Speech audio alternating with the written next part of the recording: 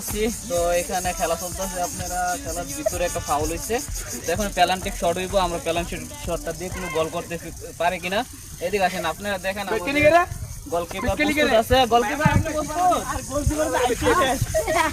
প্রস্তুত আছে। প্রিয় দর্শক এদিকে দেন ভাই, কারা শট করবো কাটা গোল করতে পারবেন?